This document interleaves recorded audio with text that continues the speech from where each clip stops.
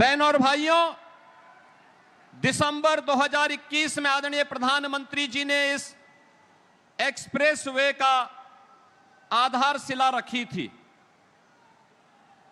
वैश्विक महामारी कोरोना के उस कालखंड के दौरान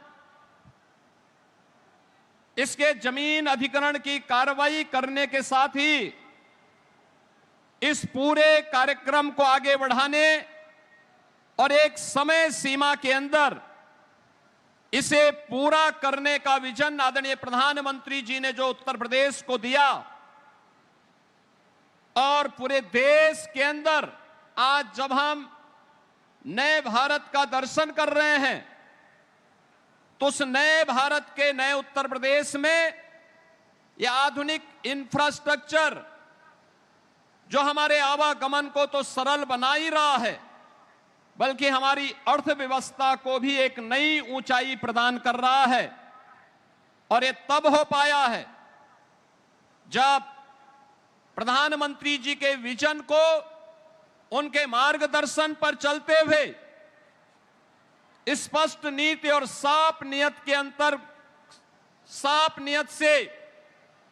उसे प्रभावी ढंग से जमीनी धरातल पर उतारने का कार्य हुआ। बहनों और भाइयों, 2017 के पहले का उत्तर प्रदेश परिवारवाद और जातिवाद के जकड़न में, दंगों में, अराजकता में, कर्फ्यू में, माफिया की समानांतर चलने वाले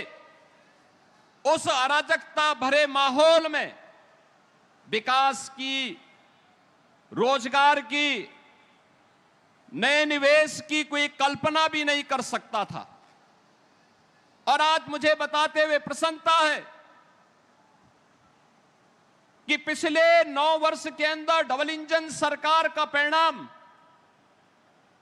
आज उत्तर प्रदेश के अंदर एक्सप्रेसवे का एक नेटवर्क, हाईवे, डिस्ट्रिक्ट वे और ग्रामीण सड़कों का 4 लाख किलोमीटर का एक बेहतरीन नेटवर्क हम सबको देखने को मिल रहा है। इंटर स्टेट कनेक्टिविटी 4 लेन के साथ, हर जिला मुख्यालय 4 लेन के साथ,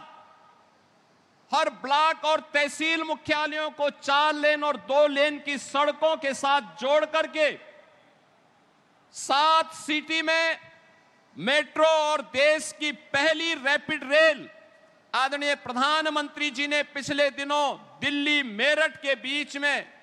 इस पूरे कॉरिडोर का उद्घाटन करके उन दूरियों को समेटने के साथ ही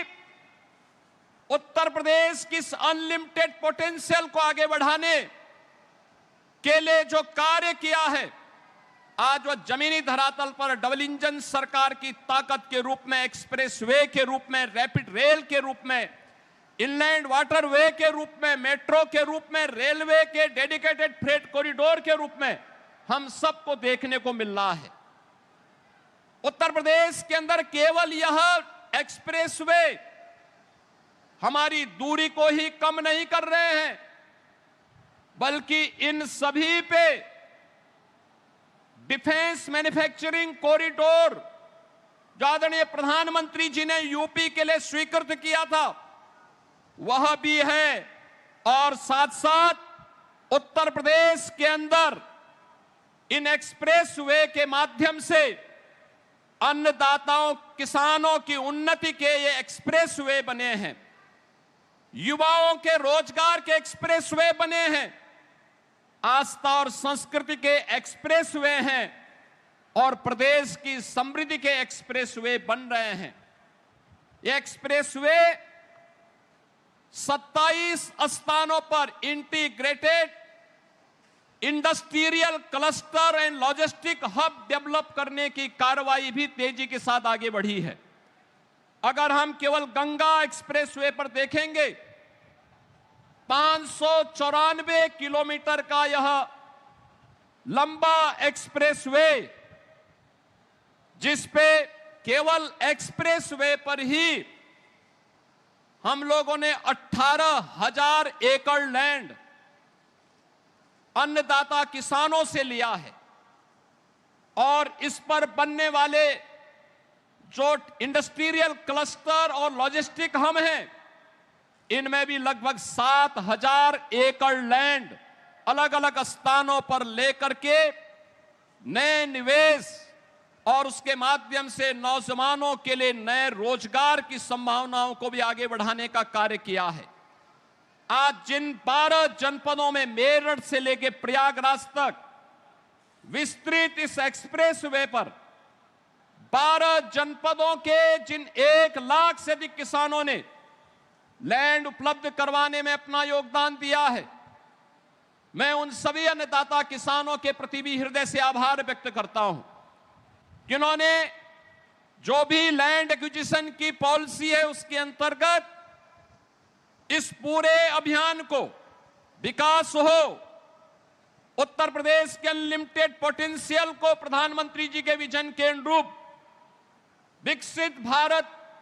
की संकल्पना को आगे बढ़ाने के लिए विकसित उत्तर प्रदेश के निर्माण में हम भी योगदान दे सकें, उस विजन में उन्होंने भी अपना भरपूर योगदान दिया। आज उसी का परिणाम है कि एक्सप्रेस वे बन करके तैयार हुआ है और आज आदरणीय प्रधानमंत्री जी के द्वारा जिसका शिलान्यास किया गया था, ये बीजेपी की सरकार, प्रधानमंत्री जी ने जो बार बार कहा है कि जिसका शिलान्यास करेंगे उसका उद्घाटन भी करेंगे, आज उसका उद्घाटन भी आदरणीय प्रधानमंत्री जी के कर कमलों से हो रहा है। मैं इस अवसर पर आदरणीय प्रधानमंत्री जी का एक बार फिर से उत्तर प्रदेश वासियों की ओर से हृदय से स्वागत करता हूं, अभिनंदन करता हूं। धन्यवाद। जय हिंद, जय जय श्री राम, जय जय श्री राम।